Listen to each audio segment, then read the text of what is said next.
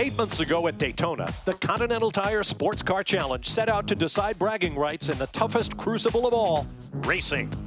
Today in the red clay hills of North Georgia, that battle comes to an end with a pair of championships on the line. In Grand Sport, Stevenson Camaro drivers Andrew Davis and Robin Liddell have their first title within their grasp, and they would like nothing better than to close the deal with a win for Chevrolet. In Street Tuner, the champion is likely to be a Mazda driver, but which one? At the last race, teammates Chad McCumbee and Stephen McAleer bumped rival Andrew Carbonell out of the top spot by a single point. That makes the race about to unfold a true winner-take-all affair on the racing roller coaster of Road Atlanta. If proof were needed that autumn is here or that Mother Nature has a twisted sense of humor, look no further than the final round of the 2015 Continental Tire SportsCar Challenge on Petit Le Mans weekend at gray and drizzly Road Atlanta. Hi everybody, I'm Bob Varsha along with Calvin Fish and Justin Bell. I'm not quite sure how to describe our racetrack. It's either damp but drying or dry but dampening, but either way, Calvin, it's going to make nailing down a championship in both the Grand Sport and Street Tuner divisions a little more tricky. It really is going to be a difficult day for everyone, and when you're on the verge of your first championship, as the Stevenson team is here today, they finished runner-up 3 times. Boy, oh boy, the last thing you need is a curveball like we have here today with this racetrack. But what they need to do is basically get to the minimum drive time. For their starting driver, Andrew Davis, he has to tread very carefully through these opening laps, get to that 45-minute mark, the championship is theirs. If he should falter, if the car should falter, it would open up the door for the Run Bum team. They would then need a podium run. But in ST, Justin, it is a very different story. It is. Every lap of every race this season, the Street Tuner guys have literally been separated at the top of the field by half a car length. And going into their final race, it's the same story. They lie on the grid the way they sit in the championship. The top 3 drivers literally have to win the race today to win the title. But the track, it's not going to cooperate that much. Amazing overtaking opportunities at Road Atlanta, as you know, but it's very wet on track and extremely treacherous offline on the grass. So let's see if the red Georgia clay claims its victim before the title is clinched. Well, as always, Brian Till and Jamie Howe will be patrolling the pit lane. Here's Brian.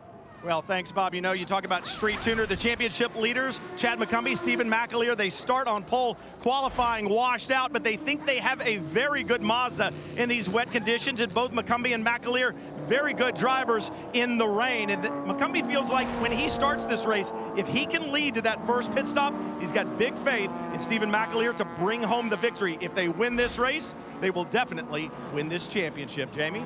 Well, Brian, you're absolutely right. However, the last time these 2 cars, the 26 and the 5, lined up in this order was just 3 races ago at Road America. And when the checkered flag fell there, it was Liam Dwyer and Andrew Carbonell who finished ahead of the number 5 machine. If they can do the same thing today, then Andrew Carbonell could win the driver's title and Freedom Autosport could win the team championship. There are certain tiebreaker scenarios we're going to have to go through as this race unfolds. But however, the bottom line here is we have 4 drivers from the same exact manufacturer on the same racetrack in the same conditions today, and it's going to be exciting to watch, guys.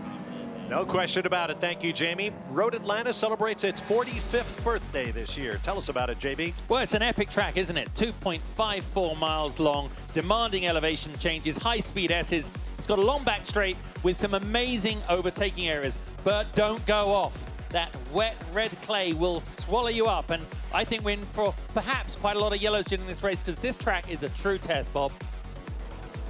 No question about that. Now, monsoon-like rains washed out qualifying yesterday. The bright side of that is all of the contenders will be starting right up front in class. There's our Continental Tire starting grid across the top of your screen. Blue background for the Grand Sport cars, orange for the ST. 4 onboard cameras, 3 GS cars, and 1 ST class Mazda in the hands of wounded warrior Liam Dwyer, back in action after a recent hiatus. Upper left, Andrew Davis racing in front of his home fans. It doesn't get much better than that, I guess, Calvin, when you're about to clinch your first title. No, he said, I have to be so careful, but he said, I've got a lot of fans here. I've got my family here this weekend. I'd love to win. He starts from the point, but this first 45 minutes, he just has to be careful. Cannot afford to throw it away. And here's the key. You saw the weather conditions right now. There is very heavy rain not far away. The question is, When will it arrive and how hard will it fall? But nevertheless, off the track comes the safety car, and Andrew Davis leads Hugh Plumb to the green flag.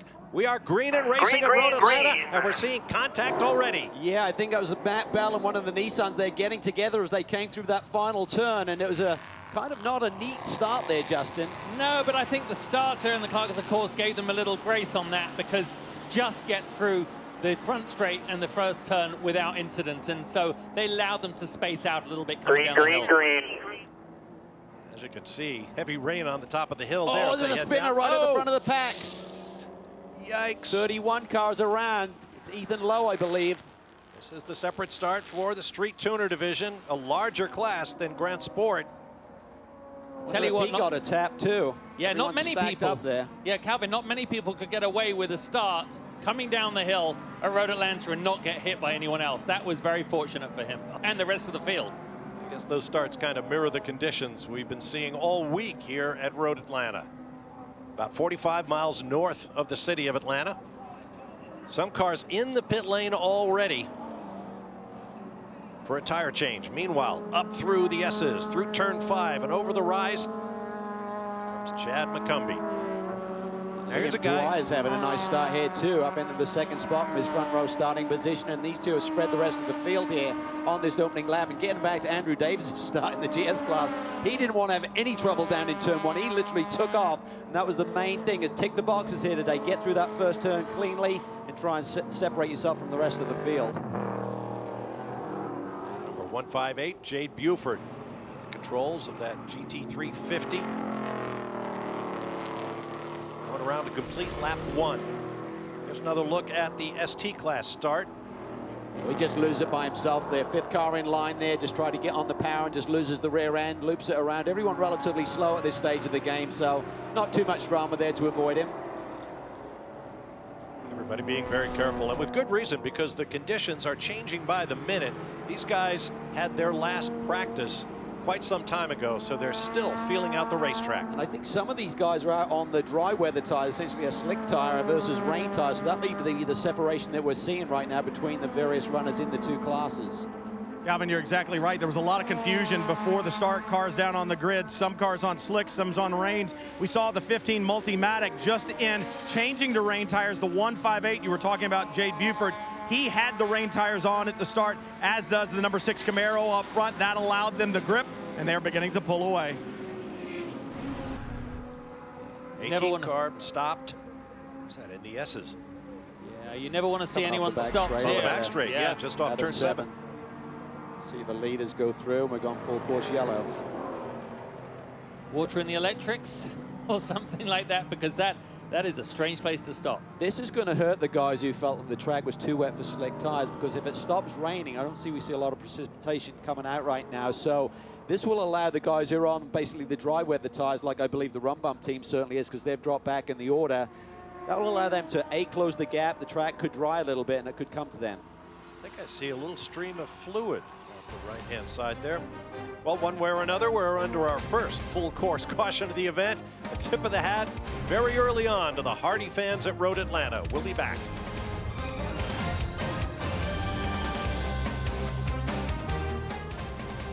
Welcome back to Cool and Drizzly Road Atlanta. Final round of the Continental Tire SportsCar Challenge. Continental Tire is the official tire of the Continental Tire SportsCar Challenge, America's premier motorsport series for production-based race cars. Off comes the safety car, and championship leader Andrew Davis will lead Jade Buford and Matt Bell to the green. Tell you what, Buford got a nice run there through turn 12. Davis is immediately defending that inside line. He won't force the issue too much, I don't believe. Buford thinks better of it, tucks back in. Matt Bell sits in the 3rd spot. Yeah, he had a good run going in there, but that's very high speed, and we're watching them literally, our eyes on track as they go through that turn 1. This whole sequence through here, can you see the shinier, deeper water there? There's a slightly drier line, is a bit optimistic, but there's definitely a clearer path through the middle of that. We heard from Brian down in the pit saying that it actually is a lighter sort of hazy rain right now. But remember, Andrew has the benefit of clear visibility in front of him. Jade actually is so close up behind him that he's almost benefiting from that as well. He's not getting hit quite so much by the spray. But I reckon if Buford is able to make a move, get the clean air, Andrew will not defend too hard. I think you're right, Cal. And I think once you see this track potentially dry out a little bit, then you'll see that rain line maybe come into play where you kind of run the rim shot where the aggregate is a little bit coarser, gives you a bit more grip. There's the number 8 of Anthony Mantello. Why is the front end of that Camaro all black? Well, those are replacement parts. In yesterday's first practice, that car went off in a big way, crushed the front of the machine. If you go to, I believe, sportscar365.com, you could see video of the team trying to straighten the frame at the front end of the car by hooking a pickup truck up to it, turning it 90 degrees from the direction of travel, as it were, and then trying to yank the frame straight. Meanwhile, another charge by Jade Bruford, trying to wrest first place away from Andrew Davis. And he's got to run. He's got the acceleration. He's got the traction. I think Andrew's going to have to let him go. So he wanted that clear visibility. He wanted to stay at the front. But again, championship scenario, he has to get to that 45-minute mark to clinch the championship here today for Stevenson. Yeah, Buford really came up strong, didn't he, from that opening lap, and the yellow didn't change the pace that he had. Definitely for Matt behind, obviously he's not going to challenge in quite the same way in any shape or form. But as they go through these S's here, for the first time, for Jade actually to pull out is probably what Andrew doesn't mind him doing, gives him back the clean visibility until they catch the back of the ST class. And it emphasizes the fact that there are guys in this race who simply want to win the race. They're not in championship contention, and winning here at Road Atlanta is in fact a big deal. Picking up the street tuner class lead, there's Chad McCumbee, who kind of cut his racing teeth in stock cars, and he's been known to say, well, when it rains in stock cars, we all just go fall asleep somewhere and wait for it to stop. Not in road racing. Paul Halton has jumped up to the second spot. Liam Dwyer continues to run in the third position. Lee Summers in, Brian. Brad Jager behind the wheel of the 14. This car, this team running so well, so fast this year, but just coming up short of the victory. Remember VIR where they led and then ran out of fuel late in the going. Well, they gambled again today. Started on slick tires, in for the treaded Continental rain tire right now. Brad Jager will be back out momentarily in the sister car, the 41, in now right behind. Back to my point about winning the race. You don't want to end the season being as close to the top step of the podium as these guys from Doran Racing have been and not seal the deal. Yeah, I saw Kevin yesterday and I said, what do you have to do, mate, to get to the top step? He said, I don't know, we keep getting close, maybe it's not going to happen. I said, well, you keep doing what you're doing, one day has got to come your way. They've been so close, on so much speed. The car's really good in the dry on the long green flag runs, but looking at the wet tire times versus dry tires, about a 7 or 8 second delta, so that's the amount of time that Brad Jager was losing by being on those slick Continental tires in the early laps.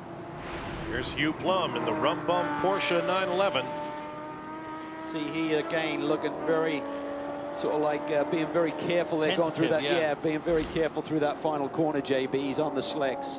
Yeah, and it doesn't take much to get it wrong on the slicks, and for them right now the consequences of that are too high. You know, they want every point they can have. So here they go as they working his way through these S's. You can see that shiny water again. It's very, very treacherous for him, and you can see he literally is feeling his way. You know what it's like as Calvin as a driver, he will be too tight. His shoulders and hands and arms, he will literally be exhausted. Look, he twitched there. Well, you can't afford to load the car. If you try and load the car, it's going to go on you. So you just got to be very smooth, very slow with your inputs, both with your hands and your feet when you're driving. On there we see. Oh. Wow. Is that Paul Holton? Oh, he doesn't look at, even when he comes on track, that clay keeps his wheels sliding across the ground. The worst thing is the clay that's on the track there as you come onto the front straight. That's terrible. Because the other car is the 74 of Jim McGuire. Yeah. Halton continues to run in the second spot. Sorry, Bob, that's just put a lot of rubbish onto that racing surface right where the cars track out. And you talk about loading up the car, Calvin. Down there through turn 12, it's fast and it's sweeping, and you do that if you're going to have any kind of lap time. Take another look here. Look in the background. Comes through. He's already got it sideways mid-corner. Tries to control the slide. Lets off the gas pedal. That then takes him where his steering input is aiming, and that was off in the grass. Yeah, maybe there'll be something extra in his pay envelope from Continental for taking out the other tire company's signage. Exactly. Yeah, he paid for that ticket a while up in the corner, didn't he? And lived the ride all the way through. Well done, everyone else missing him. There's the 25 from Freedom, Jamie. It's the sister car to the championship, number 26. That was a quick pit stop just to put on the wet Continental tire selection. The 26 is still out there on slicks. In fairness to these teams who had to make this tire decision as the start of this race took place under wetter conditions. This morning, the Tudor Series, which is also running this weekend, did their warm-up, and a dry line was out there. So there was good reason to think maybe we can get away with slick tires. Well, there's two things going on here. We've had so much rain here in Atlanta, as you know, as we're both with us live, Bob, this week. And if we get more rain, the runoff area is saturated, so it literally goes to the racetrack. However, this racetrack will dry out pretty quickly as well. So I think that's what forced the hand of some of these guys deciding to start on slicks. More pit action, Jamie. Yes, it's the number 46, Fall Line Motorsports. Ashley Freiberg will stay behind the wheel of the car. They did top her off with fuel, but they're making that same call. Go ahead and get the slick Continentals off, put on these reins. I talked to Ashley before the start of the race. She said she actually really enjoys racing in these conditions. She said her BMW is pretty stable on a wet racetrack. Well, she and everybody else in this race have that, a wet racetrack. Let's take a look at the weather radar to get some idea of what's going on. You see where we are at Road Atlanta. That's a pretty sizable storm cell headed our way. And I'm sure some of the teams are looking at that as well. So even though it's maybe not the ideal condition for the slick tires, when they see that rain coming as well, I think that's why they're jumping into pit lane right now. Up front, Jade Buford of the Multimatic Ford GT350 RC has the lead. On board with our championship leaders in GS. We'll be back.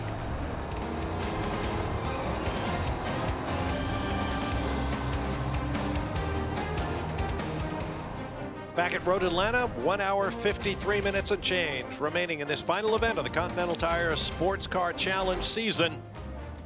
We are under our second full course caution. Let's get you up to speed, beginning with some more contact and roundy rounds. Yeah, it looked like the 65 car got into the back of the 87, just turned in mild damage there as he hits the tire fence.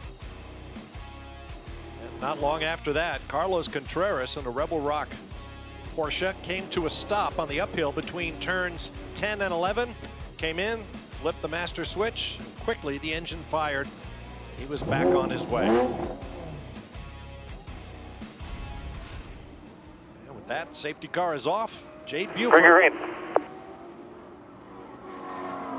Buford leads them back to the green flag here. The run bump machine has made that pit stop there. In fact, one lap down, decided to keep Andrew Davis out there and pitted the 9 car for Stevenson. And there you see, I think there's Maxwell there down to the inside. He's trying to get back on the lead lap. He actually got a penalty for pitting at the green flag here to switch tires. You've got to do one lap. You can't come in before you pass the stripe. So they had to stop and go plus 60. It's really hurt their day, but they're coming back. Yeah, as you can see, people running over the inside of the curbs, bringing that red clay onto the surface. Doesn't need to get any slicker right now, but I tell you what, very impressed with Jay Buford in that Mustang. He's really exploited the chassis dynamics of that car in the wet, which is very similar to the Stevenson cars. They've got a lot more roll. They basically have a lot more weight transfer. Oh, the 93 goes round as he goes through the uphill at turn 1 there. That was, you may have, let's see. Oh, look, front wheel drive, not ideal as an off-road The car's just taking the slope. Forget where you point the wheels. Exactly. It's just going to go downhill, basically. That's Chad Gilsinger. Well, they're not having the normal weekend they have, are they? Woo. His teammate Eversley won in ST here last year, so another home race. Local boy. But as I was saying, different dynamics of a car in the wet are exaggerated. If your car sometimes rolls a bit too much in the dry, in the wet, you may find it just digs in. Here's a replay of that. He's on the outside. Look, he gets out wide, hits the curb. Realize he's going to go on that curb, and the problem with the curb is not only is the bump, it's also painted, so there's zero grip there. As you can see, it's quite a tall curb. Gilsinger's back on his way. Let's go to Jamie. Andrew Carbonell's getting ready to get his helmet on, get behind the wheel of the car. Andrew, final thoughts before you go in and try to earn this championship. First off, I have to tell Liam he's doing an incredible job. Liam, when you see this awesome job out there, we took the gamble. We went with wet tires. A couple guys went with slick tires. The wet was the right call. CJ's also on wet, so it's a battle out there. We're really fighting hard, but Liam is holding his own. He's sitting in third place right now, doing a phenomenal job. I'll probably jump in here soon and really chase down this championship. And I really want to thank all the U.S. service members and veterans who have protected our freedom for over 200 years. That's why we're here. This is what freedom is about, and I hope to really give all these guys a championship today. Just to poke a little fun at him, guys, before he gets in the car. Should he win this championship, he'll be on the podium, pan down here in a Tom Long fire suit. If you just There we go. His zipper broke, guys. Brian? Well, you talk about Andrew Carbonell earning the championship. Stephen McAleer wants to earn it too. You're sitting here watching on the monitor, watching the broadcast. Not happy with these yellows, are you? No, we're looking for some pretty good green flag runs. The other cars are catching up now. They're coming in and changing to wet tires, and CJ Wilson Racing gave us the wet tires out the box, which got us the lead. And it's looking like, as we expected, we're going to have a good fight at the end here. We seem to have a good car. Chad likes it. And as I said before, hopefully we can bring a championship back from Mod Space today. He said earlier when we were talking, guys, we're going to have to race for this one. We're going to have to earn it. That's exactly what they're going to have to do. Up? Yeah, they're absolutely right. Scotty's summer day out there, so he should be right at home. Yeah, Right. exactly. But also, it's been a good year for redheads winning championships. So there is an odd chance. Johnny O'Connell was here yesterday walking around. Yeah. Obviously clinched his World Challenge title, and Liddell on the verge of Liddell one on the today. verge. If So the six car maybe- can bring it home. Good point. maybe hundreds of years of ridicule are coming right for these boys. Not a lot of red hair among those boys you just mentioned, Yes. but yes, red. Yeah, okay. I'm not saying volume. I'm saying. Okay, I've gone off track. Anyway, look at Yes. these lovely cars going around this pretty track. Yeah, rein him back in, Bob, quickly. Yeah, please. I want to work with him next year. You're sitting closer to him than I am. Oh, you can Down see through it's- turns 10A and B, tippy towing. Halton's done a great job here, second in class. Yeah. Compass 360 really getting to grips with this Audi platform now. Yeah, probably a bit different for him to be driving all-wheel drive round this track. It's actually, I know from personal experience, I drove one of these in a World Challenge a few years ago, and boy, they're electric in the electrifying, let's put it, in today's powertrain option. In the sense of exciting. Really, just the fact that all-wheel drive really allows you to made get the you foot look good. down. Yeah, it made me look good. Went from 9th on the grid to take the lead at Lime Rock, if you remember, until electrics failed as I was leading coming down the hill. I can't quite You don't remember recall that? now. It's amazing. I can tell you more if you want. Oh, look, but front-wheel drive in the wet, making your way through Road Atlanta isn't probably a bad option, Calvin, because you can really Oh, feel yeah. a front-wheel drive car. You can actually be a little more aggressive with throttle application and turning and throwing the car in. Rear-wheel drive, obviously, it's the classic. It's More once problems again. for Carlos Contreras in the 08. He's in the pit lane. Well, he's about to be. Let's hope he can make the top of the hill. Yeah, he's in there, I think. Yeah, he's in. There may be a penalty. Something went amiss during that pit stop to fix the problem, so serving a penalty right now. But yeah, you're right, the front wheel drive, the weight of the engine over those driving wheels, it just gives you a tremendous advantage in terms of traction coming off the corners. And in the ST class, you got the lightweight Mazda's obviously performing extremely well here as it continues to lead. You got the longer wheelbase, little BMW platform. So yeah, there's pros and cons to all of the different marks out here in the class. Well, by that same reasoning, that rum-bum Porsche, the yellow 911 up ahead of Andrew Davis, has the engine over the rear driving wheels. So you think that car would be at a little bit of an advantage, even in these conditions. Yeah, Porsche's always good at getting the power down. That's one of the advantages they do have. And Andrew, I think, is just sitting tight. He's got 2 more minutes to go, and this championship will be theirs. And as we said in the open, 3 times a runner-up in this championship. There's a tremendous organization led by Mike Johnson and Johnny Stevenson. The car owner is a superb supporter of sports car racing, so it'll be great to see him finally get that first crown. Rob Nadell, it'll be his first North American driver's title as well. He won over in Europe, of course, but it's a big day for this group. So what do you do then once you clinch the championship while the race is going on? Go You win. Ease up or hunker down? You go for the win. There you go. Look at those rooster tails. It's still so wet out there on the backstretch. Fastest part of the racetrack. Heavy braking coming up here. Good thing is it doesn't, and we'll have to get an update from our little soggy gnomes in the pit lane. I mean, sorry, Brian and Jamie, but the fact is that it's very hard for us to tell here whether or not the rain is increasing or diminishing. The track certainly looks constant right now. The rooster tails off the back there of Andrew Davis' car, it hasn't changed in the last 10 laps. Yeah, Buford's last time was a 142.9. His best lap of the day is a 142 flat, so it was right in the same second bracket there. So, as you say, JB, and that's great. I mean, I expected more of a variance in terms of these track conditions, but it's pretty much stayed constant throughout this first hour of the race. Board with Brad Jager and the Doran Racing Nissan 370Z. They made a pit stop. Currently running 12th in class. Great season, 5 podiums on the year, and came so close, particularly on a couple of occasions. So they're looking to go one better. I think this team will come back next year even stronger with the driver lineups that they've employed this year, working the gamers through the other car with the Nissan Academy program. You might be wondering, sitting at home, why we just the driver is not flicking on the windshield wipers, and that is because in a race car, you try and avoid that until the last moment. A lot of, believe it or not, even in these conditions, a lot of oil, a lot of dirt is thrown up, a lot of grease, and it's better, if you can, to look through the, I mean, as we watch, Andrew Davis got it going, but if you turn it on in the middle of a stint, often you just end up with a smeary, nasty mess on your windshield. So if you're not running the whole time, generally you end up keeping them off as best you can. There's a measure of Andrew Davis's conservative approach to the race at this point. I just took a glance at the weather radar, and that big, heavy storm cell is not far away. We'll see if it materializes. Meanwhile, we are at the 45-minute mark. And now the rules change.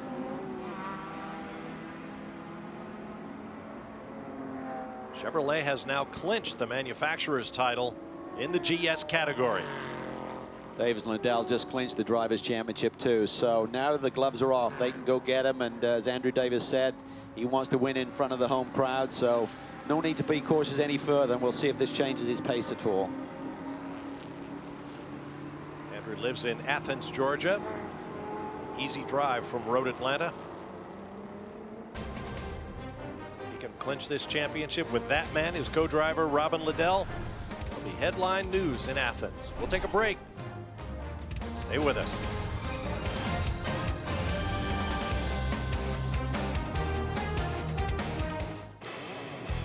Back at Road Atlanta, final round of the Continental Tire SportsCar Challenge. Here's what's been going on of late. Luis Rodriguez Jr. got off drivers left on the curbing into the wet grass and just nudged the tire wall at turn 11, but he was able to drive away. Now past the 45-minute mark, Liam Dwyer, after a brilliant opening stint, now brings the car in and turns it over to Andrew Carbonell to try and chase this Drivers' Championship. And Andrew Davis brought the number 6 in, but not before congratulating his crew on a great job and a well-deserved championship. There you see a happy pit. Yeah. Johnny Stevenson celebrates and Andrew is pumped. Now they can try and win this race. Robin Liddell now in the car. 1 hour, 34 minutes, and 30 seconds remaining in the race. There's your leader in the overall and GS, Jade Buford.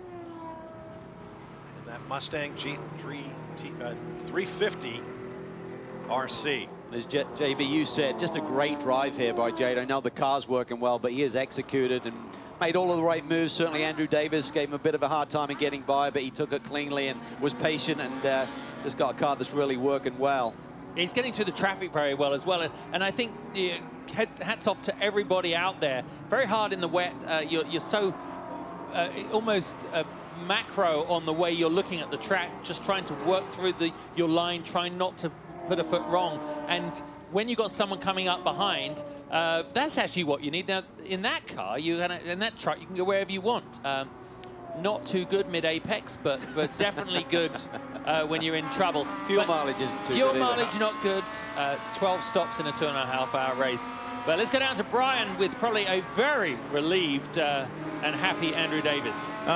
Yeah, I would say relieved. He got out of the car. So you had to be in it for 45 minutes to get the championship locked up. How long were you in it? A couple of days? Is that what it felt like? I thought it was a week and a half. I mean, I swear that was the longest 45 minutes of my life.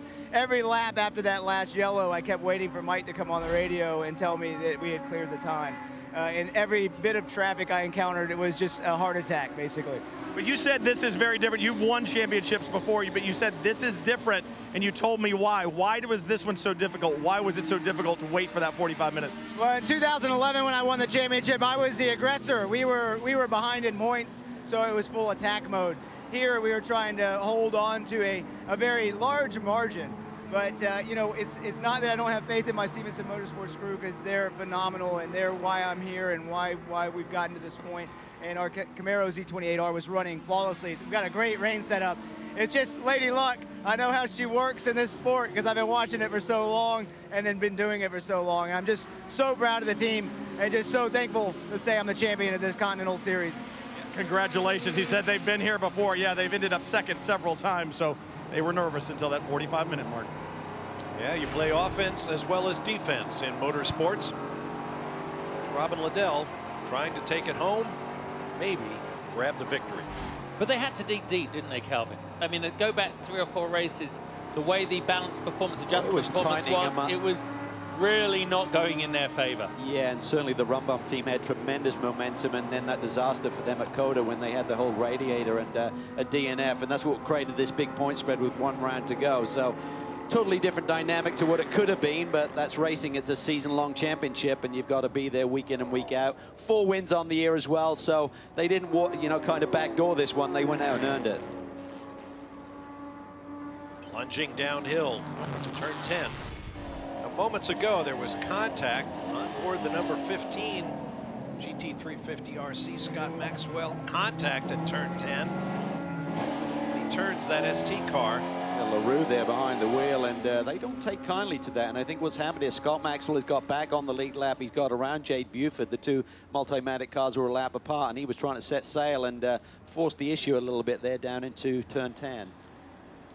As Brian pointed out earlier, Scott Maxwell pitted just as the field was coming to green, which is not allowed under the rules. So he was brought in and held for a minute and went a lap down. Well, we just heard there was no action taken on that, and I think that's the right call. Yes, Scott was slightly lazy going in there, but that's the nature of driving in the wet. You can't go in so aggressively, and LaRue basically didn't. He could have easily held out wide for half a sec, and so anyway, glad that went without further penalty. Tell you what, with the 26 car pitting, I don't think it'll be much longer before this 5 car hits pit lane. They should be in the same fuel window. You get so much fuel save in these wet conditions. You're not full throttle, obviously, as long. You're rolling out of the power early. You're on the power later, so you get better fuel mileage. I would think if they feel that they're confident inside the fuel window to get to the finish by tightening them up now, they want to do it. If you get a full caution, pit lane will be closed. You'll lose the advantage you currently have. So the GS Drivers' Championship has been decided. 1 more to be decided, and there is the leader in the ST class, Chad McCumbee. Calvin, you were just talking about the 26 and when they pitted. Checking back in with CJ Wilson and his team, they said within a lap or 2, once the 26 comes to pit road, they will come as well. So they're going to wait for the 26, let them play their cards, then expect to see the 5. Well, you can see how treacherous it remains out there. And again, heavier rain may be coming while the race goes on. Under 1 hour, 30 minutes remaining. Stick around. We'll be back to Road Atlanta.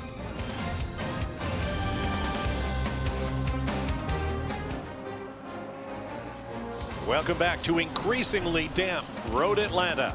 The final round of the Continental Tire SportsCar Challenge with Justin Bell, Calvin Fish, Jamie Howe, and Brian Till. I'm Bob Varsha, and as you can see, the track is even wetter than it was when we started this race. Whoa, the number 26 is off. Oh, wow. Andrew Carbonell, who came in second in the Drivers' Championship. Turn 12. Oh, he's treacherous corner, JB. If you drop that left side of the car in the grass, you're going to go for a ride, or maybe he got a bump. Let's see if we can take a look here. Yeah, he basically down the hill. He's on line, nothing. Watch that, he just touches the curb. paint. Basically just made a mistake, turned in just that fraction late. And boy, tell you what, those tires have had some action this weekend in practice and qualifying sessions. And they really saved him hitting the concrete wall, but that was most unfortunate. Look at Liam there looking on. I mean, what a stint he put in, but I don't quite get what happened. Speedy came under the bridge yet. Let's make sure you never stuck throttle. Oh, everything's normal. Yeah. Just put those left side wheels. Ooh, I felt that through my stomach. Oh. He came under the bridge at a slightly shallow angle, forcing out wide. And like we said, you can't load the car up anymore. Once you're over there, the only thing you can do is lift off the gas to try and control the radius by reducing the speed. And steering isn't going to help you, and he gets out there wide. And you called it earlier, Calvin. Normally you can touch those curbs. You don't want to out there. Unsettles the car when it's just about to get fully loaded. But all it did was set him on that roller coaster ride across the grass, through the tires. And those are big stacks of tires. And But thankfully, they just arrest your sort of speed before you hit the main concrete wall. The irony is we were questioning why the 5 car hadn't pitted by being inside their pit window. If we got a yellow, it would close the pit lane. Everyone would bunch back up and they'd lose their advantage. Right. But it's their competitor that has now caused this yellow. Yeah. Let's just make sure that Andrew Carbonell is okay. Oh, there he is, walking away from the car, which appears to be done. And with that, the ST Championship is decided in favor of Chad McCumbee and Stephen McAleer. Physically, he's okay, Bob. Heartbroken. Mentally and emotionally, I mean, you know, he's so proud. You just heard of him before. The job that Liam did in literally the worst conditions and tough. You know, unfortunately, he's got 5 months to think about this one before you get to Daytona. Carbonell is one of the go-to guys for Mazda Racing. So, yeah, he's going to take that very, very personally. I think it was a year ago, Spencer Pompelli had a big accident at that same corner, which led to the tire stacks being put there to try to halt the car before it got all the way to the wall, as you pointed out. It will cost that man, Liam Dwyer, a championship. One more look. We'll take a break under our 3rd full course caution of the day here at Road Atlanta. That was huge.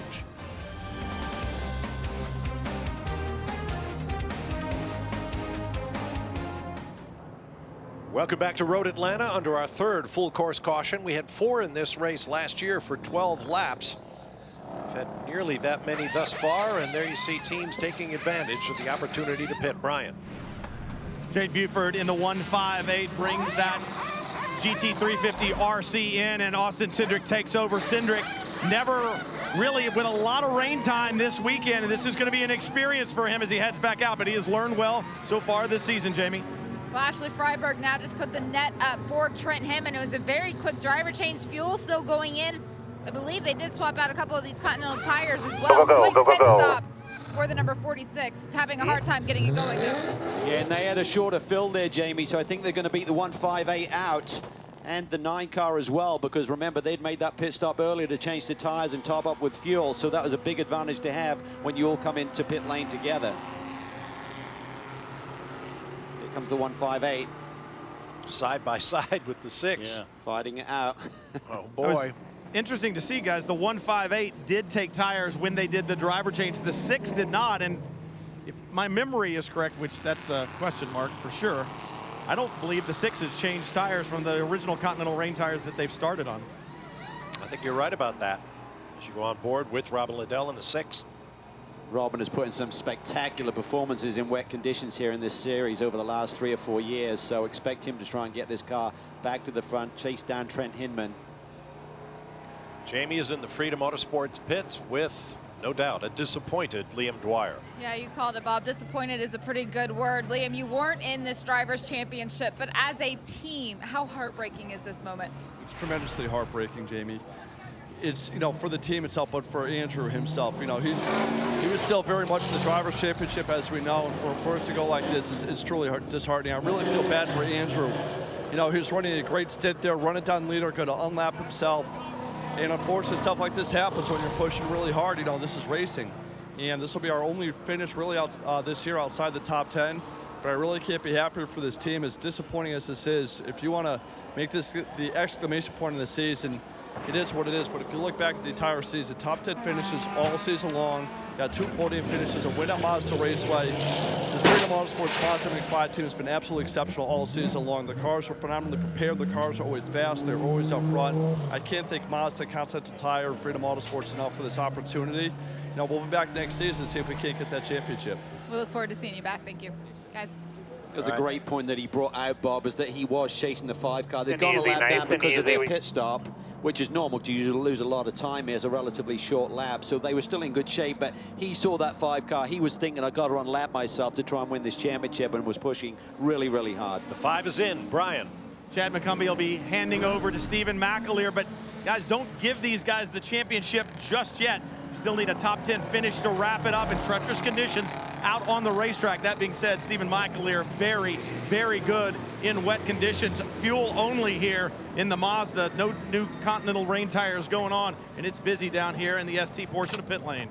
I mentioned before the break that with the crash by the 26, that the championship was basically locked up for these guys. That's not technically true. Reigning series champ Eric Foss and 5 other drivers came into this race mathematically alive, but they're going to need a lot of help. And basically a top 10 finish for the 5 car will mean it's official. McAleer, no doubt, ready to go. We are still under caution, but we expect the green shortly. When it waves, we'll be back with you. Stay with us from Road Atlanta.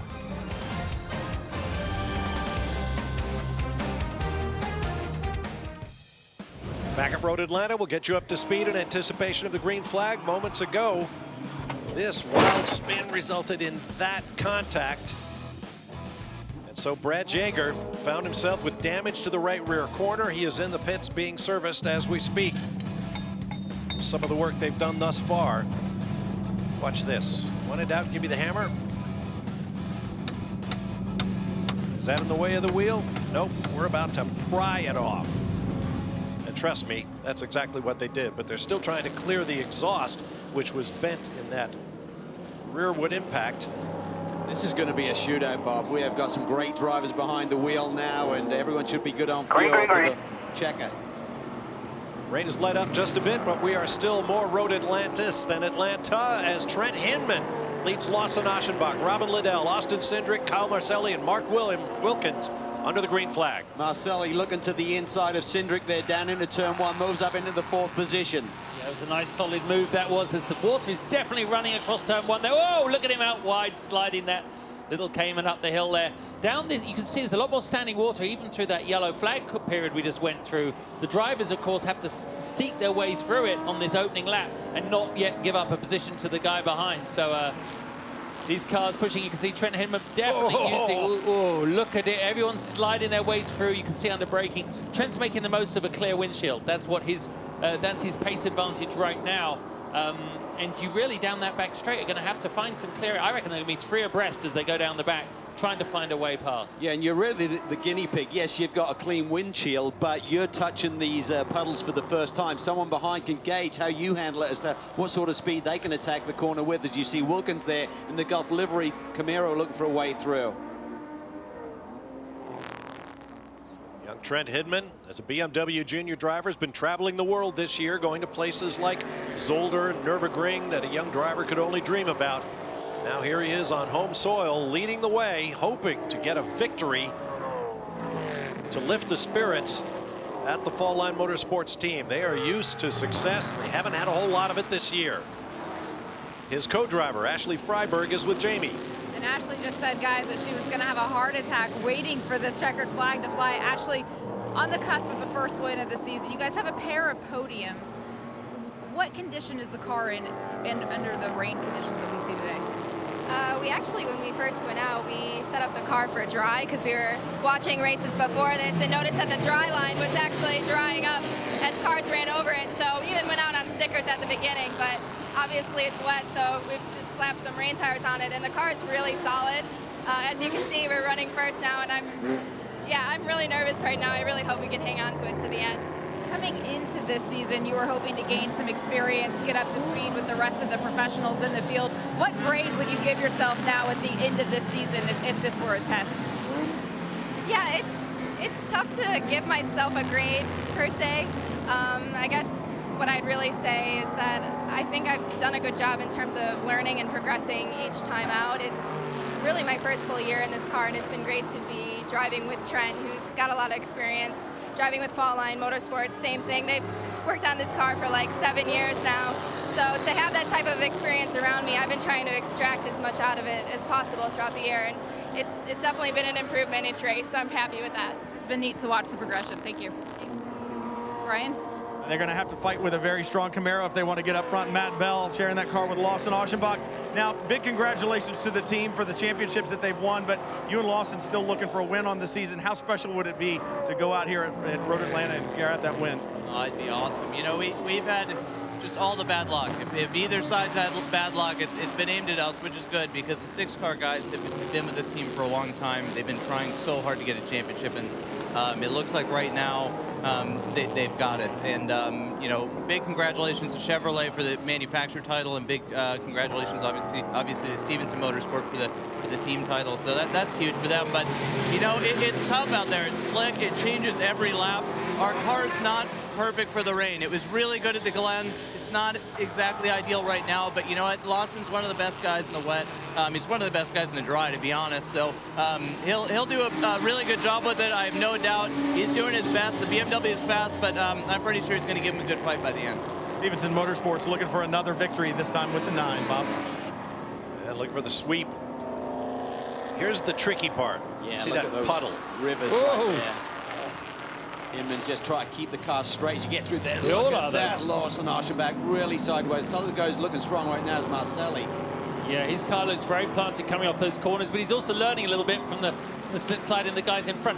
You mentioned a while back, Cal, I think what's happening right now, even though it looks a little brighter, the cloud cover's lifted a little, the track is staying very constant in its wetness. So, okay, puddles appear, more water appears, but you definitely haven't got a dry line of any note coming through.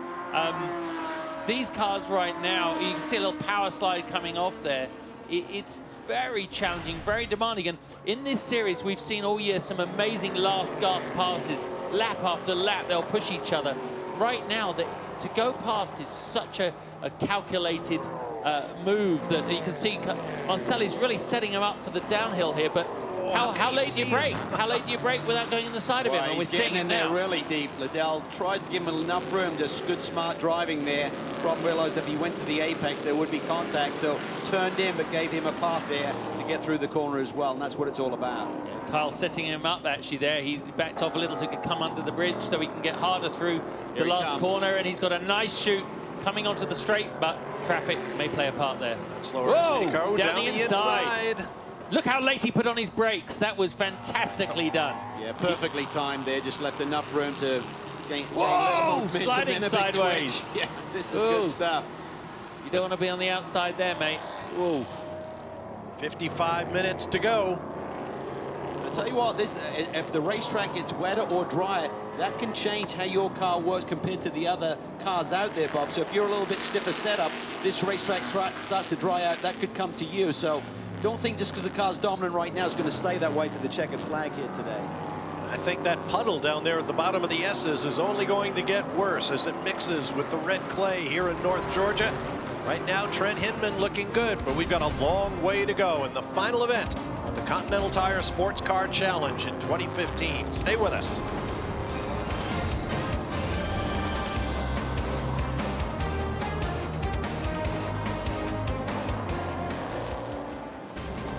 Welcome back to Road Atlanta. Down the hill comes race leader Trent Hinman in a BMW, and then second place Lawson Aschenbach in the Stevenson Camaro.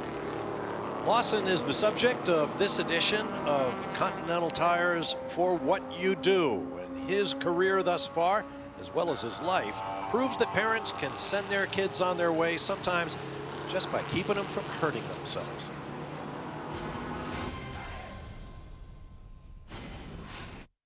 I grew up in Maryland, just outside DC, and I have 2 brothers. One that's about 2 years older than me and one that's about 2 years younger than me. Actually, to this day, don't know how my mom did it, you know, with 3 boys, you know, running around trying to blow things up and set things on fire and breaking stuff all the time. You know, there's a chemical called acrylic solvent, and it comes in a can, and it was like this square can and had a little spout. I would take the acrylic solvent, which is highly flammable, and I'd, you know, put a little puddle on the top of the driveway. And then my brothers would be behind me with lighters, getting ready to light it. You know, I would run all the way down the hill, this shooting flame would come down, and then just as it would get to me, I would usually stop, and then I would start like just spraying it all over the place, and you know, within like 5 seconds, my mom came running out because she sees like flames and smoke going everywhere, and yeah, it was probably not a smart move. I'm probably lucky to still have my hand today. I have to give her a lot of respect for dealing with us. And I'm sure her insurance rates just went up. Yeah, at least we didn't have to listen to him and his brothers doing an a cappella like we have on some of the other ones. Carl Marcelli, who's in this group, was not pretty when we listened to him. It was not good. Guys are He's so mean. This is a great little battle here You between the betcha. four Camaros now as Mark Wilkins has joined the party as well. Him doing a great job out front. Last time across the stripe, the fastest car in this group was Kyle Marcelli. Meanwhile, in the ST battle, our champions-elect, if you like, Stephen McAleer is 6th in class. Remember, he's looking for a top 10. And supposedly, he's telling the pits he's having difficulty with the car. Let's listen to a few radio transmissions. Guys, I'm trying my hardest not to wreck here. This is so tough. We're getting our ass handed to us here. Oh, the problem's not the car necessarily, but the conditions. Well, let's get more with Brian. Standing here with Chad McCumbee. We're not ready to give him the championship yet. As Stephen McAleer said, he's going to have to work for it. You've heard him on the radio. He's saying he's got his hands full right now with the car. What can you guys do? What can you tell him to try to help him along? Well, I think it's probably across the board. I think the conditions have deteriorated quite a bit, especially here in the last few minutes. But he'll keep that mod space Mazda up front. You know, this is his forte. This is what he grew up doing, and he taught me everything to help me just do what we did earlier. So I feel good about it. I mean, I think we're going to have drier spells. I think it may rain harder. You really don't know. So we'll just do the best we can do and concentrate on that only and see where it ends up with. As far as the tires go, in watching the pit stops, I don't remember tires being changed at all. Have you guys changed tires? No, we haven't. You know, we haven't seen a lot of wear from the Continental range. That they put a great rain tire under us here in the Continental Series, and I don't think that's an issue. I think the conditions just have gotten worse and worse. They were starting to deteriorate when I got out, and I think it's just gotten worse ever since. It's a lot of puddling out there in practice yesterday, really treacherous. So I'm sure that IMSA is monitoring that pretty closely because it got dangerous really quick yesterday. Yeah, the rain's starting to come down a little bit harder now, and as you stay out on those rain tires, guys, and those sipes get a little rubbed off on the edge, it makes them not grip quite as well. You want a nice, sharp sipe on those rain tires, and if they don't have it right now, that may be one of the reasons Stephen McAleer has his hands full. Well, moments ago, you saw a problem for grip for Kevin Boehm. Right in front of McAleer right there as he watches. I think for Stephen McAleer, he's used to going for that race win, and right now he sees that he doesn't have a car that's really developing the grip to take him to the front. He doesn't need a win.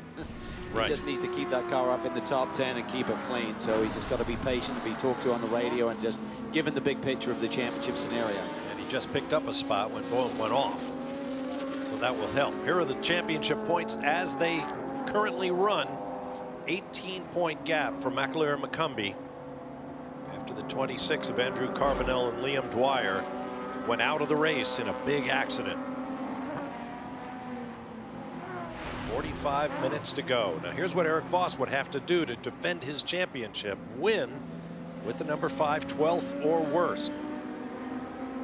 Andrew Carbonell's finish has already been written. And right now Voss is 4 positions behind Stephen McAleer, so there's a lot of work for him to do, but he'll keep digging. He knows this racetrack like the back of his hand, resided here in Atlanta for many years, has worked as a driving instructor at this racetrack, so he knows the track well. Got a good car, but there's a long way to go in this race. I mean, just under 45 minutes to go. That's a long way. A lot of things can happen yet. Track conditions can change. Your car can suddenly come into its window where it's really working. I mean, I tell you, from the team's point of view, although Chad McCumbee sounded quite calm and confident, when you're in the car like Stephen McAleer is and you're starting to tighten up, you're not enjoying it, the car is horrible. The wet is a state of mind, and whoa, look at that. Yeah, you know, the wet is such a state of mind, Calvin. If you have confidence, you can really drive through it. When the car is not giving you that confidence, you start to tighten up. And you know, everyone's radio is saying the weather is getting worse out there. We can see it on our camera lenses. I tell you what, I'd rather be in Eric Voss's position right now, who's feeling very flamboyant and confident in the car, than Stephen McAleer, because he's not having a good time in that car. Well, he's feeling the pressure of the conditions of the championship scenario. It's one thing if it's just a race. This is a big race. This is the one to clinch the championship. He's got to keep it together. Everybody chasing that number 5 for the championship wants this race to go to the conclusion so that they have every chance to possibly take that championship away.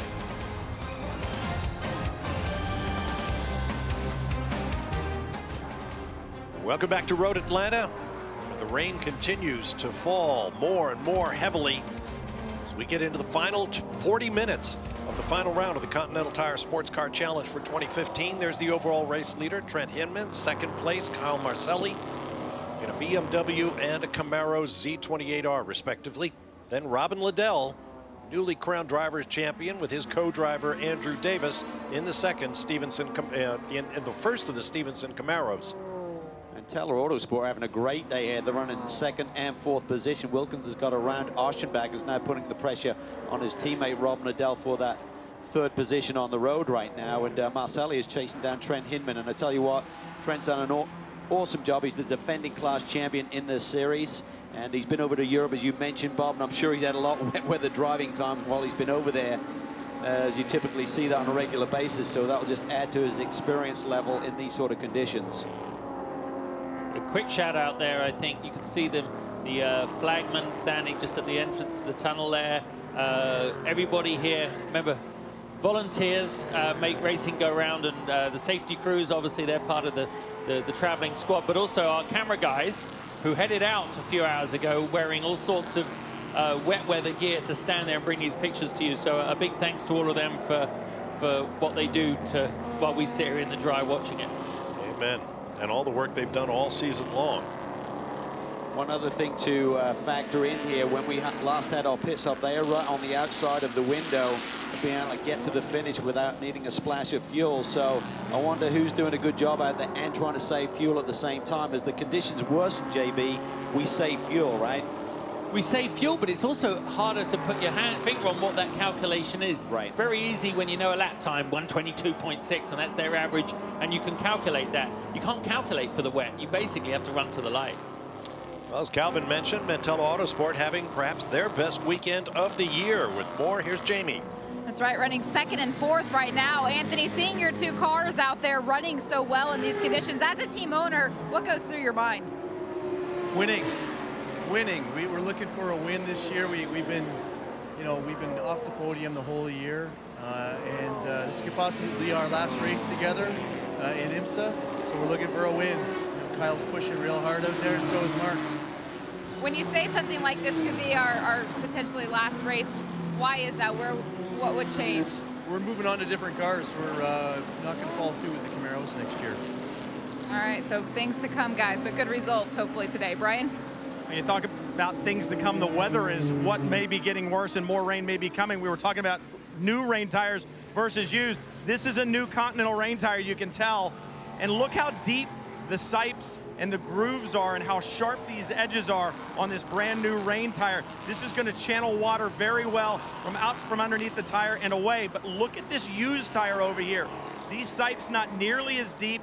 The edges rounded off. This is not going to channel the water away nearly as well. And what's going to happen, this tire is going to hydroplane a little bit more. And so when these drivers talk about losing grip on these older Continental rain tires, it's because they've used them up and they've started to round these edges, and the grip goes away under these very treacherous conditions. And this channel's critically important, and they move gallons of water at the most incredible rate. Look at GIMPLE here in the 75 car. What a performance. His teammate supposedly was on slicks when he was holding down that top two position early in the race, and it's just a testimony to this Audi platform, Justin, what it can do in these sort of conditions. Kyle actually won here last year as well in the ST class, driving for the same team, but with Ryan Eversley in a Honda, so he knows his way to victory lane. He's got a great car underneath him today. Yeah, looks very solid, obviously making his way past a fellow class member there in ST, but he's, you know, the car looks planted. It is about tires, though. I mean, it's a good report there by Brian, because you know, you tend to think that a wet tire can't degrade. The rubber, definitely all that water on the track, not so much cornering loads. But the speed these guys are running through here, and the water is, you know, there's a lot of water out there they have to channel through. So the way you manage your tires in the wet is still an important part of driving. And you can help those tires gain grip by running off the traditional dry racing line, because on that racing line, the aggregate in the surface is going to be worn smooth, and so it'll be tougher to get a good mechanical grip between the rubber of the tire and the aggregate in the asphalt. So you'll see these drivers going offline by about half a car length or more in order to find the asphalt that's not normally run on, because it is a little bit more jagged and grips those tires a little better than where it's worn smooth. McAleer continuing to do a good job there, Bob, running up in the top 5, but he's still not a happy camper. Let's listen to some radio communication from him to the team. Andrews, I'm fairly certain he damaged the alignment on this thing. This thing's spilling all over the place, but I'm having fun here. After all, what can you do? It's in your hands, bud. 35 minutes to go. The crew can only stand and watch. Oh, one of the Merlot cars has gone around. Yeah, it's just like when you're trying to get out of your snowy driveway. You've just got to keep the momentum going. That is not... Oh, he's now going forward. Trying to get back on track.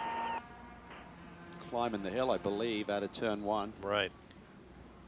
You played golf the other day, and the only sunny day we've seen this week, Calvin. What was the state of the turf there?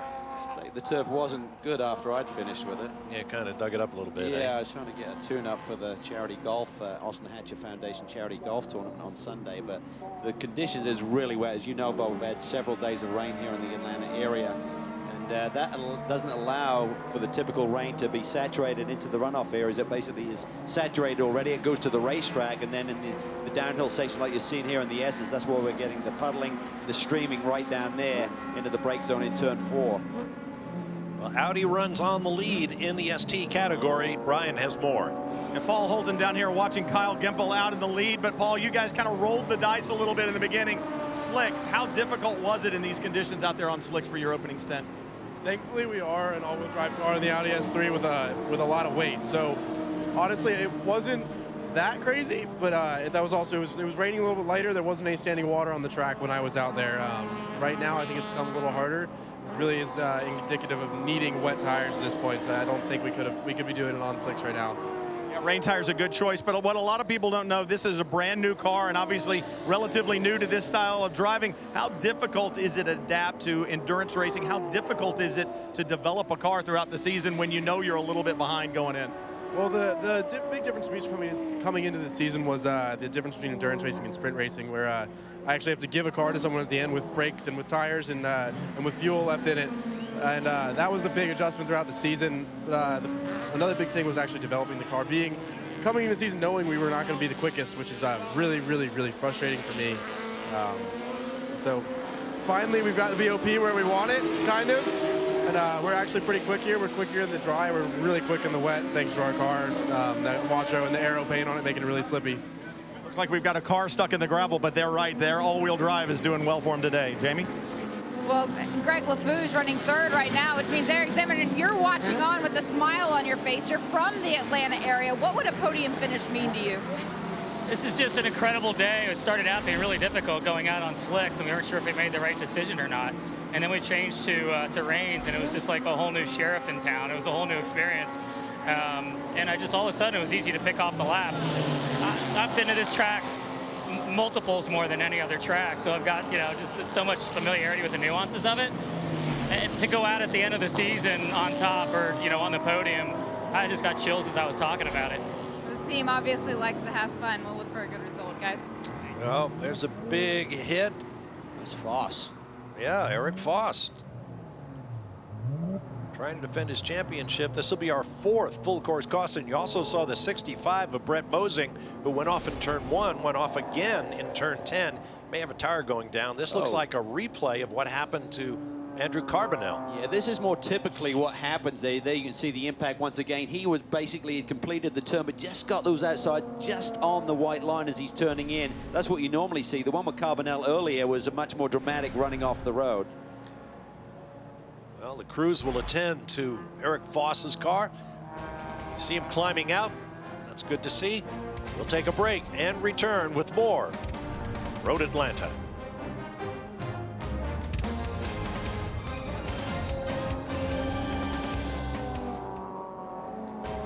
Back at Road Atlanta, less than 25 minutes to go. This final event of the Continental Tire SportsCar Challenge for 2015. Under our 4th full course caution of the day, matching our total from last year's race. You see 2 of the Mosing racing cars being towed out of the kitty litter. It's a big one because Eric still had an outside chance of the championship. Foss's car being put on the hauler. Let's recap the race thus far. This was the Street Tuner category. Ethan Lowe with a quick pirouette before he even takes the green flag. Great battle in GS. Andrew Davis, our pole sitter and leader, is taken over by Jake Buford there as they climb and come over the hill and through the final corner. Problem here for one of the Compass 360 Audis, taking out signage. It was Jim McGuire. He was able to resume. 26 car in the hunt for the ST Championship. Liam Dwyer did a great job on his opening stint. Then he pitted the car to hand over to Andrew Carbonell. Yeah, I mean, obviously highly touted. Andrew was going to have a strong double stint here to the finish, and didn't go quite as planned. 6 car was in after the 45-minute mark, and that clinched the championship. So Davis is out, gives a hug to his team owner, Johnny Stevenson, and thumbs up. What a day. And that's what I mean. That was not part of the team strategy. He went off so fast here. Carbonell went off at high speed. He got a little out wide as the downhill, and that was a significant hit and damage, and the team were heartbroken. That was not the end of the calamity down at turn 12. Meanwhile, see the number 5, Chad McCumbee. Stephen McAleer fell from first in class down as far as 6th. Then the most fast just gets it a little bit wide, not the same as Carbonell. Just touched the left side tires as he turning in, loses control, and the championship day is over. Our defending ST class champion. Top of the car says, drive yourself happy. Eric Foss apologized to his team. Their race done. Here's our Continental race recap. Trent Hinman leads, looking for the first victory for the Fall Line BMW team on the year. Street Tuner, it's Kyle Gimple in the number 75 Compass 360 Audi. Our 4th caution, 3 lead changes up front. We'll be back shortly. More to come here at Road Atlanta, the final 25 minutes of the season.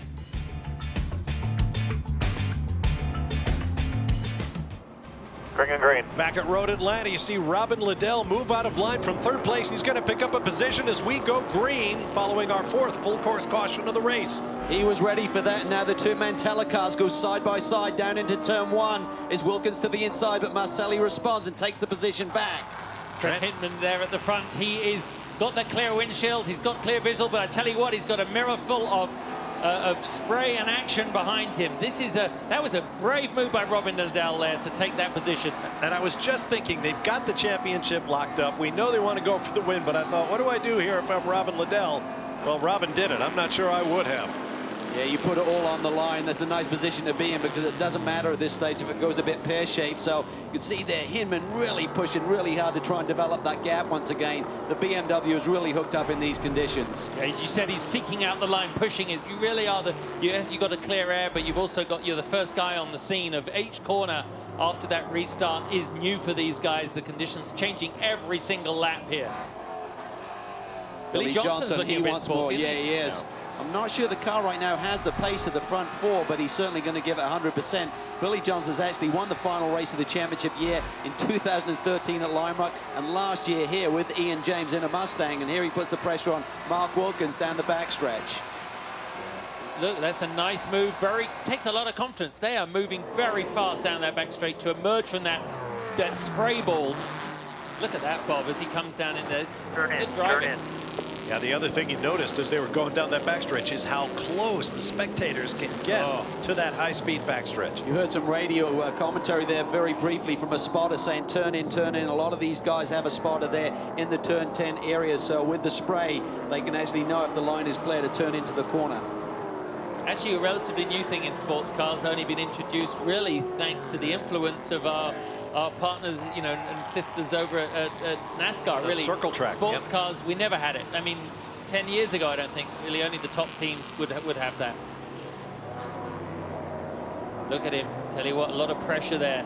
Yeah, he's made the move. I think the Camaro's maybe got a little bit more grip, but certainly the Mustang had a bit more power or straightaway speed, at least aero or power-wise down the back stretch. Just a huge river down there at the bottom of the gulch, where the S's go down and then up. Cars lurching under acceleration, under braking. Wow. Let's go to Brian Till in the pits. Chad Gilsinger standing there watching Ryan Eversley out in the 93. This combination worked for you guys at Road America. You took the victory there. Right now it's front-wheel drive versus the all-wheel drive Audi in front. What's Ryan got to work with, Chad? He's got a great car, but of course it's going to be tough. You know, all-wheel drive always in the rain is what you want.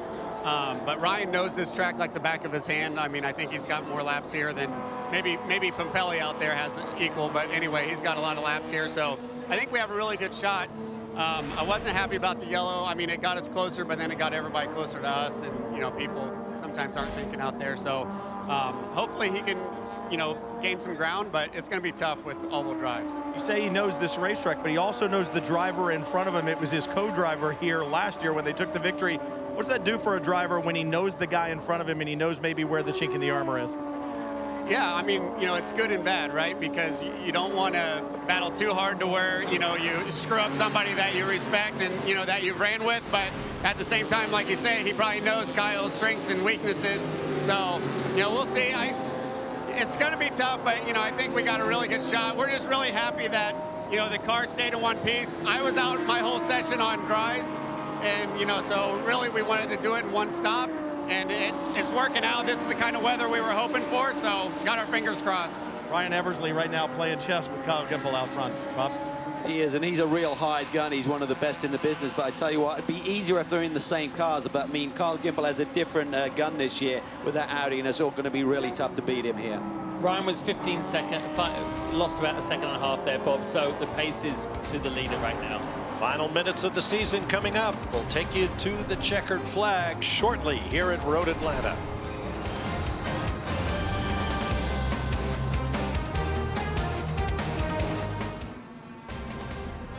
Welcome back to Road Atlanta.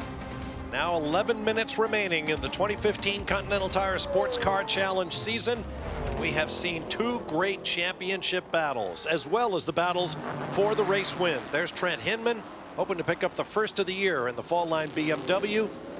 There's one of your GS driving champions this year, Robin Liddell, sharing with Andrew Davis. They'll also win the team and manufacturers titles for Stevenson Motorsports and Chevrolet respectively. Kyle Marcelli running in third place for Mentella Autosport.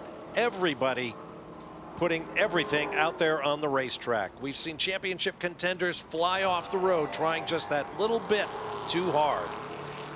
We've got last year's champion leading, this year's champion in second, and a future champion in third. So this is a great battle here at the front. And the BMW has really got a great platform for these conditions. It's working well. Trent's really done a stunning job. Great strategy. I mean, they made the pit stop. They had a shorter fill and the rest of the guys to leapfrog around them. But Trent Hinman has just taken off. But still, just under 10 minutes to go. And Liddell is sneaking a little bit closer. He took just over a second the previous lap, just a couple of tenths on that one out of Hinman's lead. So maybe the conditions are coming to Rob Liddell a little bit. None of the top 5 cars can actually afford to back off a little, otherwise they're going to get overtaken by the chap behind. And I tell you, Kyle Marcelli is coming pretty strong there as well. I mean, a win for them would be a great way to round off this season.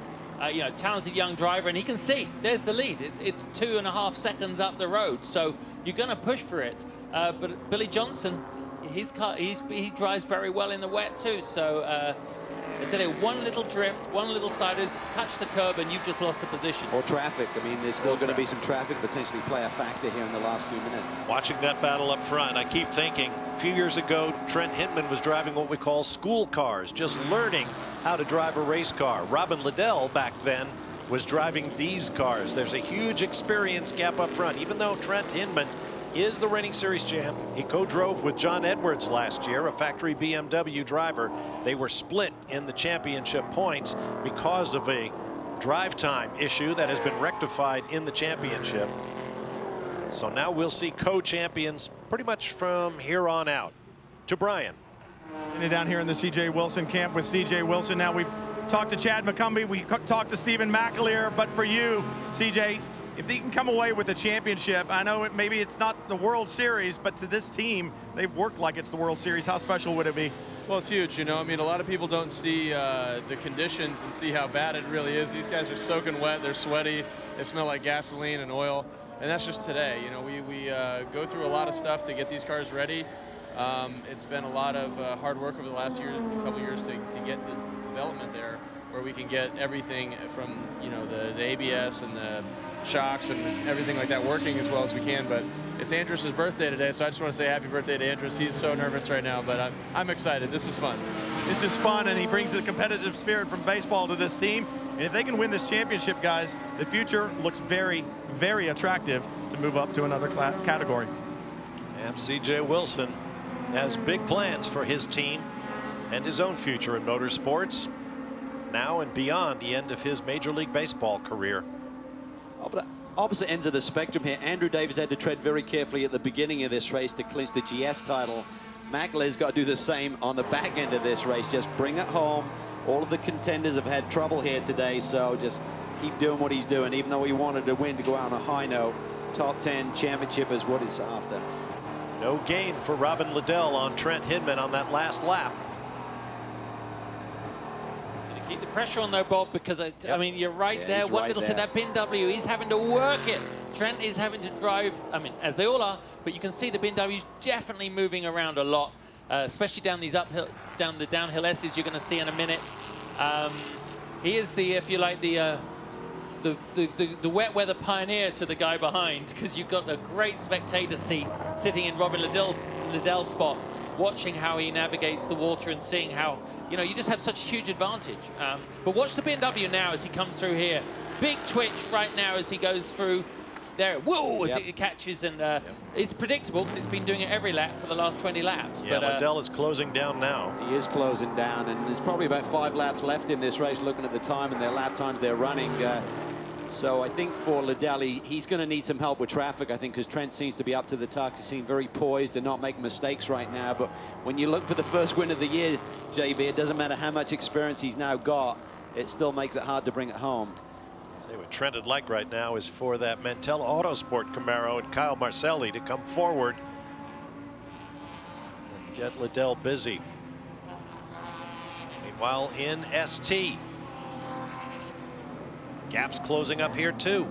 GIMPLE now leads from Matt Pomba, who's had a tremendous run here today, now running in the 2nd spot. And Borchell is up to 3rd, gotten around Ryan Eversley. Rondé putting the pressure on as well. yeah, so I mean, Eversley's definitely lost some pace just on these last couple of laps, and look at Nico coming by very hard. He's very aggressive going down through there, but Terry Borchella, he certainly snuck up on those last few laps, didn't he, to take 3rd spot.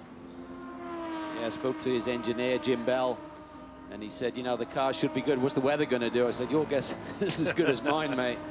Just be ready for anything, and that's the key, is being flexible, having the car that's maybe compromised a little bit, but not too far in one direction or the other, in terms of a dry versus a wet setup.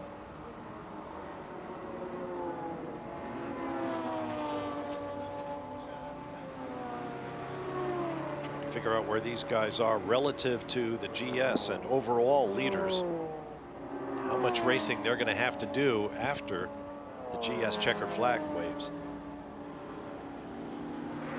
That is Colin Thompson, who's had quite the season over in the World Challenge Championship, winning the GT Cup by Momo Championship with many, many wins there, and also had a win out at the Rennsport race last week at Master Raceway Laguna Seca. So he's a man on the move. I think this car's had some problems earlier in the race, but you can see the pace that he's got right now. That's right. He was defending champion in the Porsche GT3 Spec Series. Visited one weekend for 2 races and won them both.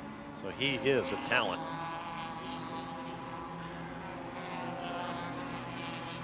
Four minutes remaining in the 2015 Continental Tire SportsCar Challenge season. And it looks like we're just going to get this in as the weather just gets worse and worse. Terry Borchella still showing life in the old dog yet. He's driving so well in the rain. He's such a nice guy, and obviously he's done 1,000 million miles around here too, hasn't he? Every time I see them hit that horse trough at the bottom of the S's, I just think, reserve on. Uh-oh, we're down on fuel. There's Ashley Freiberg watching her teammate try to bring it home. Yeah, basically 2 laps to go, and I think they must know that the reserve will take them through 2 laps, and they don't want it to cough at the wrong time. So rather than running out and having to switch, they'll go early. I believe that's what's happening anyway. Yes, you definitely don't want it to cough when you're fully extended and loaded up. Cars dynamically loaded up and in the wet, certainly don't want that. So especially a turn like 12 or 1. Probably a good call there. Perfectly executed race by the 4-line team. Just a great strategy, totally in control of things. Felt good about the race car here. I tell you what, Kyle Marcelli there in the 80, he could still take Robin if he really wanted it. You know, he closes up a lot downhill there. The gap again extends as you go down the back straight there. Still good for this team to be on the podium at the end of this race. Sure. As Anthony Mantella said, you know, we're moving on to other pastures, but it's been a great campaign. They ran very well here last year with the Aston Martin. Actually was contending for a win here in the final few laps, and I think it was Rob Liddell and Mark Wilkins got together down in the turn 10-11 area, and they made the switch to Camaros. Now it's going to be a tough year when you're going up against a team that's, you know, so prepared and with so much experience as the Stevenson group, and obviously you then have the adjustment of performance throughout the course of the year, and you're being adjusted along with that team, so it's a tough road. Trent Hinman working slower traffic. Had that in the right spot, otherwise he could have lost a critical half-second or so. Absolutely. That couldn't have been better. Now he's just got, I mean, he's just got to keep his head down. You know, we'll see the gap as he crosses the line right now. Is going to be pretty. He needs to slow it down a little bit. He may not. Not sure if we saw the white or not, but looking at lap time, he may not hit the clock. I didn't see a white flag. Yeah, it's going to be next time by, so we're going to watch this class. Within a few seconds, literally within a handful of seconds, so if he can do a slow final lap, the checker may come out when he's expecting the white, but he obviously can't afford to lift off too much with the pressure from behind. Boy, Michael Harvey and the boys down in the fall line pits, and girls, I'm sure are white-knuckling these last few laps. About 150 on the clock when he went across the stripe, and they're running laps right around the 144-45 range, so it's going to be tough. Kyle Marcelli was able to catch up there using that traffic to just pick up that like 3/4 of a second he was behind on the road. And that's just what Trent wants to see, is the two Camaros fighting it out among themselves. I'll tell you one thing I'm concerned about is if the 4-line team were thinking it was just 2 laps to go when they switched him to reserve, if they have to do that 3rd lap, does he flip back to the other pump? I'm not sure. I just talked to Michael Harvey, the team manager, guys, and he said fuel is of absolutely no concern right now. As you were talking about, they did flip to reserve just out of precaution so they wouldn't get that bobble, but they said they are not concerned about not making it to the checker. Well, we're about to find out. Coming down to turn 10. I think everyone was tight until we got that final caution. Everyone got enough fuel save under that caution to get them inside the window. I just love watching Rob Liddell drive. Just got so much pace, but he's so aware of his surroundings in terms of controlling different scenarios out on the racetrack, in terms of positioning the car that's attacking out on his flank. Bring it home, buddy. And the white flag waves. One more lap. Yellow on the front straightaway here. Cars off to the right-hand side. Local yellow. That's a rough deal for whoever that is. I can't quite make it out. It's not the Catania Trinkler car, was it? Was that a Honda? I think it might have been, Bob. The unmistakable fuchsia Honda? Yeah, there's the fuchsia. Yeah. And how about these guys? First season for the Audi in the class. Looks like Compass 360 will take it to its first victory. Repeat victory, but with a different car. They won it last year with the Honda, so. Right. We do tend to see that, don't we? Road Atlanta does bring up repeat winners, whether it's cars, drivers, teams. I mean, we'll see in the big, you know, the big Tudor race how there's a couple of lone gunners there that do well here. To go. Keep it up. And it's the same here, as you say, two different cars, but the team obviously know how to operate. In traffic here for the leaders, but I think Trent Hinman is going to have enough in hand. A nice little margin there, so unless he gets totally bogged down in the final chicane area, should be able to bring it home. And the ST leaders are pretty much ideally placed. They will not have to do another lap. We talk about it race after race. If the ST leader comes through with the GS leader right behind him, GS gets the checkers. ST has to go all the way around one more lap, but in this case it'll be less than half a lap, I'm guessing. Down the hill comes Trent Hinman, and the drought is over at Fall Line as he and Ashley Freiberg take their first Attaboy, victory buddy. of the year in the final event here at Road Atlanta. I think Ashley's happy. That's pretty cool. Victor Lelou there from BMW Motorsports. A lot of IHG Rewards Club people on hand as well. This is a big day for them. Congratulations to Ashley and Trent Hinman. Got an incident down in turn 1, but we've also got our ST leader on the back straight. 4 more corners to negotiate en route to a victory. Oh my. Here in turn 1, I believe, right side outside Nico's our rolled booth the car. window. Yeah, that's Nico Rondet. That's the other car, I believe, the sister car to this one. Wow. See the Porsche Rapid Response vehicle on track. Congratulations, Kyle. You did it, man. You absolutely did it. You're the man. Couldn't have put it better myself. 2 in a row. Woo! Here at Atlanta. Really? Congratulations to everybody. Compass 360, Paul Holton and Kyle Gimple bring home the win. And they'll have something to talk about with their teammates in the final lap of that race. Another break coming up, and then the celebrations begin. We'll hear from our winners when we return to Road Atlanta. Stay with us.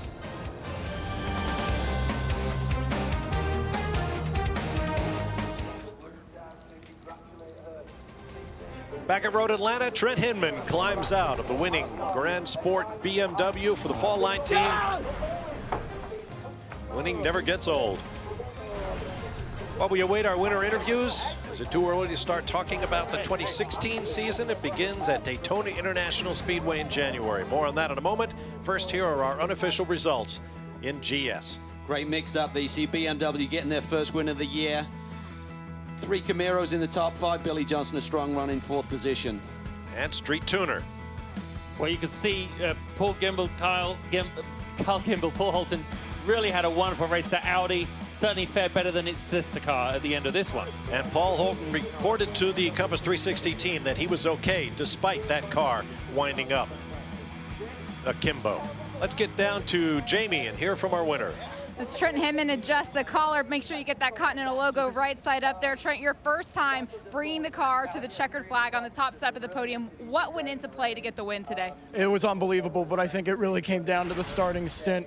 Our strategy was a bit off from everybody else, and that was making me a bit nervous in the beginning, but it was really Ashley's stint that got us up to the front, and I was fortunate to be in such a great position to be able to stay out of the spray, stay in the good line, and you know, just it was an absolute pleasure driving this Fall Line car to victory lane. But ultimately, I got to thank Ashley. I got to thank our whole Fall Line Motorsports crew, Trim Tech Drywall Products, IHG Rewards Club, Top One Oil. This BMW was unbelievable today, and I think we showed it. For you and Ashley, congratulations. Brian? Well, 2 more victors down here. We talked to Paul Holton a little bit earlier, but Kyle Gimple, for you, this Audi came in second race of the year. The best finish for you guys had been 13th in this car. How important was it to take a victory before the season was out for this team? It was very important. We really needed it for a boost in our morale for the end of the season. Even if we didn't, we've come so far when we started this car. It feels great to be back in victory lane here at Road Atlanta. So we'll go in the off season, do some testing, improve the car some more, and come back fighting at Daytona. Feels really good. 2 years in a row, they win here at Road Atlanta. Congratulations, guys. And let me correct myself. It's not Paul Holton. He was standing right there. It was Nico Rondet who was in the Audi that wound up on its door. So here are the provisional final points in Grand Sport. Well, they did all they needed to do in terms of executing this championship. Davis and Liddell on top. Plum brothers, they had a quiet day for the Run Bum machine. To Jamie Howe. Robin, to finally get a championship for yourself, for this team, what does this mean to you? It's really huge. I mean, especially for the team, for Stevenson. You know, the support that they've given us over the years has been absolutely fantastic.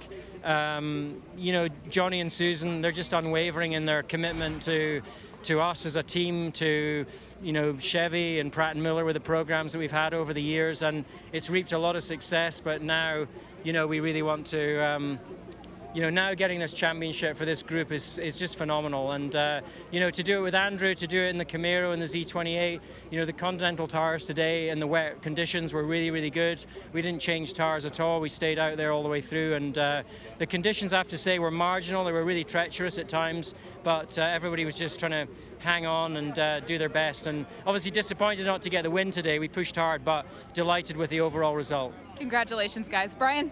From one Scotsman to another, we talked to Chad McCumbee a little bit earlier. Stephen McAleer, how special is this championship, not only to you, this entire organization?